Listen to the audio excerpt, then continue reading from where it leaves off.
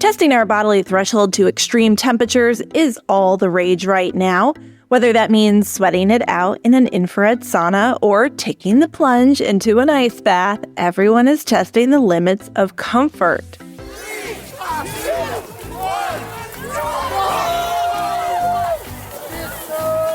Cold, but amazing. Not as bad as I expected.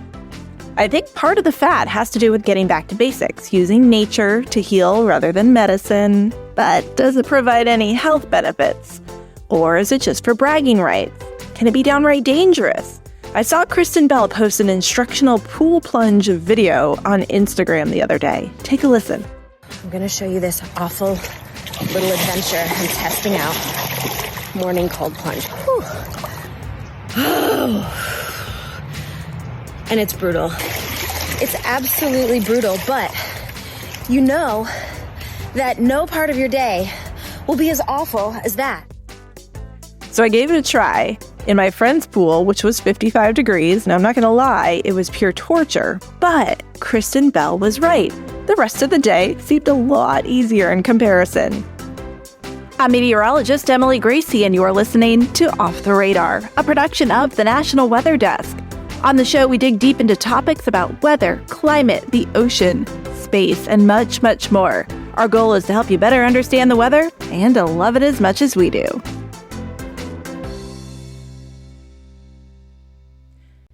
Today, we go off the radar and take a deep dive into the cold plunge. For this, I'm speaking to Dr. John Whyte. Dr. Whyte is a board-certified internist and is the chief medical officer at WebMD. This is a big fad catching on, cold plunging, and I've seen a lot of different versions of it. We get a lot of videos of people jumping in oceans or jumping in frozen lakes. So can you start by telling me what actually qualifies as a cold plunge? So a cold plunge is where you're jumping into or plunging into a body of cold water. And usually what we define as the measure for a cold plunge is around 50 degrees. Now, we don't do a very scientific measurement of the temperature, but that's typically the temperature that we see. And that can either be in a pool, in the ocean, it could be in a barrel. That's what people are doing nowadays. Thor's doing it, Chris Hemsworth. So if it's good enough for Thor, it's good enough for the rest of it. Well, it looks truly awful. It looks torturous. What are the benefits? We really don't know what the benefits are of a cold plunge. We do know that cold can be very helpful, such as ice, when we have a sore muscle or initially when we have some injury. Because in the short term, it reduces inflammation. It helps with pain. I don't know if we can translate that to immersing yourself or plunging yourself into very cold water. Basically, the cold plunge is a shock to your system. It's a stress on your system. And that's where the concern is. Because what's happening is you're shunting, you're moving blood from your extremities to your heart, your brain, your lungs, because they do this as a stress. So what happens is after a few minutes, you may actually lose some movement in your extremities, in your hands and your legs, because you're shunting blood to your heart. It also causes a phenomenon called vasoconstriction, which means you clamp down on your blood vessels because you're trying to preserve oxygen. So if you have high blood pressure, you have a history of heart disease, that can potentially cause a problem. So there are some dangers. There's a lot of claims, and they seem kind of speculation, like it may reduce inflammation, it may help recovery for athletes. Are there studies being done on the benefits and the drawbacks? There's a lot of discussion around, does it help with our lymphatic system, which removes toxins from our body? Does it help with immune function? I got to tell you, there's more data on infrared saunas heat than there actually is in these cold plunges. Now, if someone's considering a cold plunge, you definitely should talk to your doctor about it first. There's underlying heart disease, high blood pressure, other disease conditions can put you at greater risk. You should never do it yourself. You should always have a buddy, a friend with you if you're going to do it in case there's an issue. And I tell people, if you want to try it, acclimate yourself. Do it slowly. Maybe just spend a couple of minutes. Maybe don't aim for that 50 degrees or 55 degrees. Do it a little warmer. And it's also important to keep in mind when you come out of a plunge, take your clothes off, take that bathing suit off, you put on warm clothes, you have a warm drink, you wrap yourself in a warm towel. What I don't want you to do is go immediately from a cold plunge to a hot tub or to a really hot shower, because that's another shock on your system because you're going from very cold to very hot. And as we get older, it's hard to make that accommodation to those big changes in temperature. And you actually can vasodilate and become dizzy. Oof, okay, good to know because I did that. A lot of people do that. And here's the thing, when you're younger and your body can respond to stress, it's safer.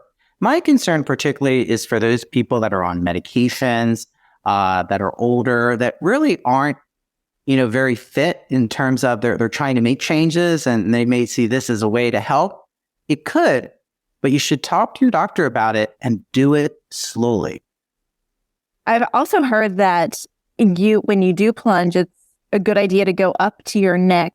So when we talk about a plunge, and sometimes we get caught up in words, you plunge, which means you go in, but you don't submerge. So you don't put your head underwater. Because I'll tell you, 50-degree temperature is when there can be particular danger to your body. So what happens is if you submerge yourself, you go completely underwater, and then you start to inhale water because you may not be used to it, that can fill up your lungs and that can put you at significant risk of drowning. So keep your head above water on those plunges. Is this a similar situation to like is it cryotherapy where you're just basically in like a freezer? Is it the same sort of process? Yeah, it's somewhat different because, and here's a fun fact, you lose 25 times as more heat in water than you do in air. 25 times more. So that's where you really can become at risk of hypothermia, low body temperature. You can see that in some of these cryotherapies and freezers. That's always would be my nightmare that you'd be locked in a freezer. But the difference is air, it's still an issue, but water, that's why it's particularly dangerous because you're losing heat so much more quickly.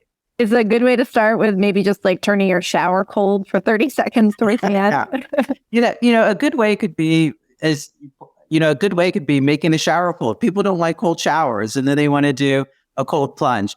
The issues with the polar bear plunges and others, the advantage to that is usually that's done in a controlled environment. It's done very quickly with a lot of other people. They have the appropriate medical personnel, on standby. And it's not something that you have to completely rule out. You just want to be, mindful and use your common sense. If you're having some health conditions, it might be something that you want to slowly try, but the benefits are mostly anecdotal, meaning we don't really have any controlled studies that show it truly is a benefit. But you do have controlled studies about the infrared sauna, and I'm glad you brought that up because I did have a question kind of going the opposite direction of... That's a whole nother topic. We did a whole... I know. But can you mention it quickly? Because I'm just curious why there is more research backing that heat side of things than the cold side of things. There's a whole section of medicine that deals with thermogenesis, which deals with heat. And what's happening with heat, remember, we're tropical creatures by nature. We like warm more than we do like cold. And in controlled thermogenesis, controlled heat, like an infrared sauna, we're going to stress our body again, but we're going to do it in a way that we're going to increase our heart rate, increase our blood pressure in small ways that can really simulate the benefits of exercise. So there does seem to be some value for the role of sauna. In some areas of the world, particularly in Norwegian countries and Finland, saunas are a natural part of their lives. They have saunas in their home. They spend 15 to 20 minutes in there, particularly in a dry sauna, and we're starting to see some health benefits of that. What are the benefits? What the benefits are that it's really like exercising. It's not quite the same. You can't substitute going in the sauna for the same as exercise, but it's really helping your cardiometabolic fitness because it's increasing your heart rate. It's increasing your blood pressure just for brief periods of time, just as exercise would do. So it's increasing our oxygen capacity. Remember, it's very different than going in very cold water, which shunts your blood from your extremities to your heart and your lungs and your brain, and that makes your extremities weak. That doesn't happen in an infrared sauna. Now, again, you don't spend an hour in a sauna. You spend 5-10 minutes, and that's where you get the benefit. The real concern is that people go in these tubs. They think it's like a hot tub where you stay in there 15 to 20 minutes. And the problem there is that this is a big stress on your body. And the fact that you can lose awareness of your extremities, and then you actually can't move very well. That's a problem. That's why you need to have a buddy. It's very different if you just jump in and then you come out. That's still something that you want to think carefully about. But staying in there for 10 or 15 minutes at that cold temperature, less than 50 degrees, really can be a risk to your body. There's actually another thing. This is more complicated, but if you stay in longer term, what happens is when you re-equilibrate, so you come out, you've been in there 10, 15 minutes, remember you've lost blood circulation in your extremities, you start to get it back, but it's cooler, then your heart still is getting this cold blood. You're still at risk of hypothermia 30 minutes, an hour after you come out. Wow. That's people that are staying in there 15, 30 minutes, not people that are, just plunging like the polar thing you see. They go in and then they come right out. Right. Half of them don't even go all the way in. This is a great topic. I was glad to see it covered because I've been asked by a lot of people about it, and I've thought about it, but I ultimately decided, I tried the sauna first. The big issue here is because you lose so much heat in water versus air. That's why it's really a risk. And that is a scientific process that very much relates back to weather and meteorology because of heat capacity of water versus air. So I like that. All right. Yeah. See, we're all tied together. Well, great talking to you. Great to talk to you too. Thank you so much, Dr. Whyte. A big thanks to Dr. John Whyte for that backstory on cold plunging. Off the Radar is a production of the National Weather Desk. Make sure you're following the show on Apple Podcasts, Spotify, or wherever you listen to podcasts. New episodes publish every Tuesday. If you know someone that has done cold plunging, please share this episode with them. And feel free to rate and review us on Apple Podcasts and Spotify to let us know what you think of the show. You can also suggest new topics for us to touch upon in future episodes. You can find us on Facebook, Instagram, YouTube, Twitter. All you have to do is search the National Weather Desk. This show is produced, hosted, and edited by me. Special thanks to Eric Newell and Richard Cook for their contribution. I'm meteorologist Emily Gracie. Make it a great day.